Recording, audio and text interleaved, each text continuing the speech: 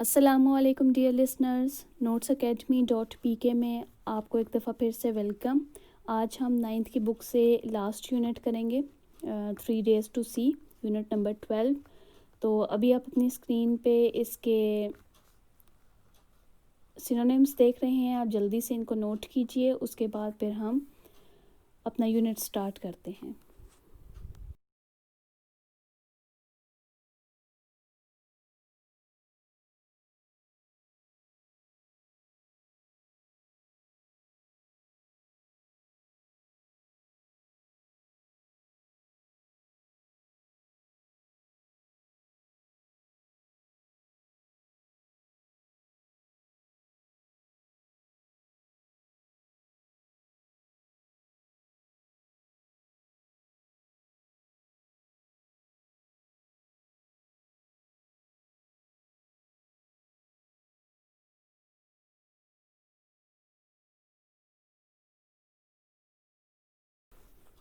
تو اب سٹارٹ لیتے ہیں یونٹ کا۔ پہلے پیراگراف میں ہمیں یہ بتایا جا رہا ہے کہ اگر انسان کو اپنے اس دنیا سے جانے کے لمحے کا اندازہ ہو جائے، یعنی اسے یہ معلوم ہو جائے کہ دنیا میں کون سا لمحہ اس کا آخری ہوگا، تو وہ غیر ذمہ دارانہ رویہ چھوڑ سکتا ہے، اور اسی کے ساتھ ساتھ اس میں جو وقت ضائع کرنے کی عادت ہے اسے بھی تبدیل کر سکتا ہے۔ ہمیں مستقبل کی سوچ سے پریشان ہوئے بغیر موجودہ صورتحال کی فکر کرنی چاہیے اور گہری سوچ سے اس کا مشاہدہ کرنا چاہیے۔ اب اگر ہم تھوڑا سا غور کریں تو دنیا میں ہمیں 2 طرح کے لوگ ملتے ہیں۔ ایک وہ جن کا صرف زندگی کے ظاہری مطلب پہ جن کی توجہ صرف زندگی کے ظاہری مطلب پہ ہوتی ہے، اور دوسرا گروپ وہ ہوتا ہے جو اپنے ختم ہو جانے کی سوچ سے خوف زدہ رہتا ہے۔ اب یہ گروپ اپنی زندگی کا ایک لمحہ بھی ضائع نہیں کرتا، اور وہ اپنی مرضی کے مطابق زندگی کو نہیں ڈھالتا، بلکہ اپنے اصولوں کے مطابق زندگی گزارتا ہے تاکہ ان کی زندگی کا کوئی لمحہ بھی ضائع نہیں ہو۔ پیراگراف نمبر 2 میں ہمیں یہ بتایا جا رہا ہے کہ بہت سی کہانیوں میں یہ عام سی بات ہے کہ ہیرو کامیابی سے موت کے شکنجے سے بچ نکلتا ہے اور اپنی باقی کی زندگی اچھے کاموں میں صرف کرتا ہے اور روحانیت پہ زور دیتا ہے۔ جن لوگوں نے موت کا سامنا کیا ہوا ہو وہ زندگی کو ایک خوشگوار تجربہ بتاتے ہیں، اور اگر انہیں یہ پتہ چل جائے کہ موت آنے والی ہے تو وہ ہر لمحے کو بھرپور جیتے ہیں۔ پیراگراف نمبر 3 میں رائٹر یہ بیان کرتی ہے کہ محرومی کا خوف نعمت کی قدر کرنا سکھاتا ہے، اور وہ اس سوچ کو واضح کرنے کے لیے ہمیں ایک مثال بھی دیتی ہے کہ اگر زندگی میں 3 دن کے لیے اسے بینائی دی جائے تو وہ کیا دیکھنے کو ترجیح دے گی۔ تو بصارت کے پہلے دن وہ ان لوگوں کو دیکھنا اور ملنا چاہے گی جنہوں نے اس کی زندگی کو قابل قدر بنایا ہوگا، اور اس سے اگلے دن وہ رات کو صبح میں بدلتا دیکھنا چاہے گی کہ کس طرح سے سورج کی کرنیں زمین کو چھوتی ہیں اور کس طرح سے سورج سوتی ہوئی زمین کو بیدار کرتا ہے۔ پیراگراف نمبر 6 میں ہمیں یہ بتایا جا رہا ہے کہ اسی دن وہ اپنا وقت وقف کرے گی کس چیز کے لیے؟ ماضی اور حال کے حالات کی فوری جھلک دیکھنے کے لیے۔ وہ ماضی اور حال کا مشاہدہ اس طرح سے کرنا چاہے گی کہ جہاں اسے اپنی ماضی کی تبدیلیاں حال کی ترقی کی طرف جاتی ہوئی محسوس ہوں، یعنی اس کا آج کا دن اس کے گزرے ہوئے کل سے بہتر ہو۔ پیراگراف نمبر 7 سے ہمیں یہ پتہ چلتا ہے کہ تیسرے اور آخری دن رائٹر خوشیوں اور نعمتوں کو ایک نئے انداز سے جانچنا چاہے گی، کیونکہ اس کے خیال کے مطابق دیکھنے والے کم ہی دیکھتے ہیں۔ اب یہاں رائٹر کے کہنے کا مطلب یہ ہے کہ جن لوگوں کے پاس نعمتیں ہوتی ہیں وہ ان کی قدر اکثر نہیں جانتے، اور لازمی نہیں ہے کہ جس کو دیکھنے کی صلاحیت دی جائے اس میں دیکھنے کی اہلیت بھی ہو۔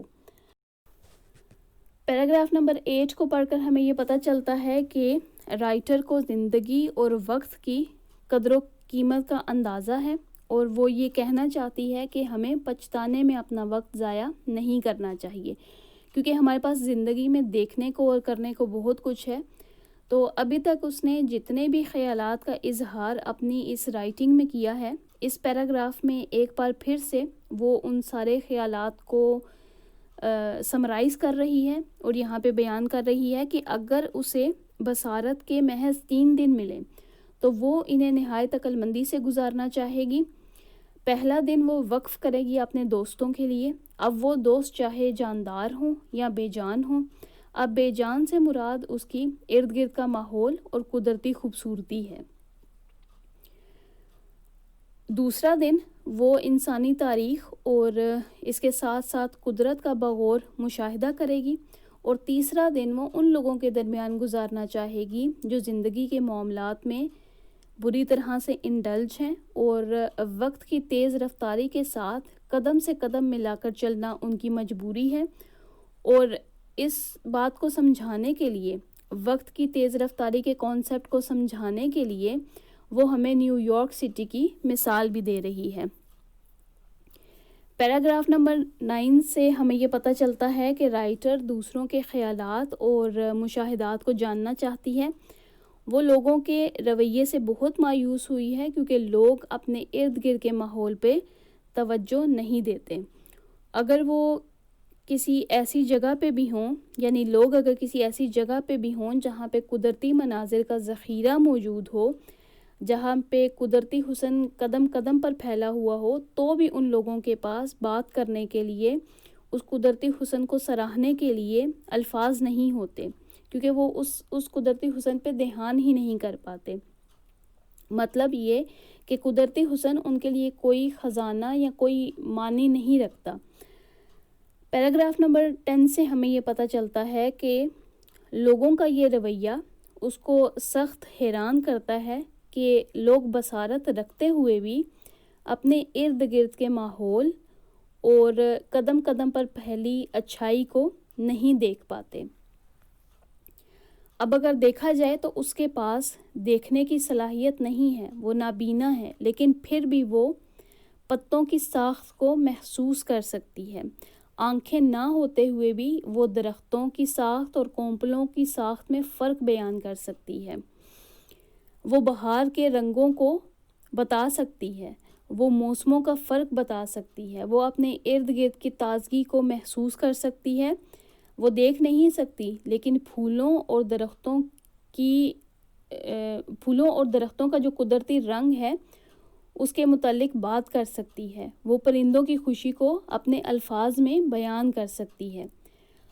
تو اس یونٹ کے آخری پیراگراف میں ہمیں یہ بتایا جا رہا ہے کہ رائٹر یہ خواہش کرتی ہے کہ وہ کسی اکیڈمی میں ایک با اثر شخصیت ہوتی اور وہ یہ پڑھا سکتی کہ اپنی بصارت کو کیسے استعمال کرنا ہے. ساتھ ہی ساتھ وہ یہ بتا سکتی کہ بچوں کو کس طرح سے پڑھایا جائے، طالب علموں کو کس طرح سے بتایا جائے کہ وہ اپنی زندگی میں خوشیاں شامل کریں، ان چیزوں کا بغور مشاہدہ کرتے ہوئے جن کو وہ نظر انداز کر دیتے ہیں. تو ہمارا یونٹ نمبر 12 بھی کمپلیٹ ہو چکا ہے. ابھی آپ اپنی اسکرین پہ اس یونٹ ریلیٹڈ کوسچنس اور ساتھ ہی ساتھ کمپریہنشن کوسچنس بھی دیکھ سکتے ہیں. ان کوسچنس کے بعد آپ کو اس کی سالوڈ ایکسرسائز بھی اسی ویڈیو میں مل جائے گی. امید ہے کہ اس ویڈیو نے آپ کو کافی ہیلپ کیا ہوگا. اگر آپ کو ویڈیوز اچھی لگیں تو چینل کو سبسکرائب کرنا مت بھولیے گا. ویڈیو کو لائک کریں اور شیئر کریں اور کامنٹ باکس میں مجھے ضرور بتائیں کہ آپ کو یہ ویڈیو کیسی لگی.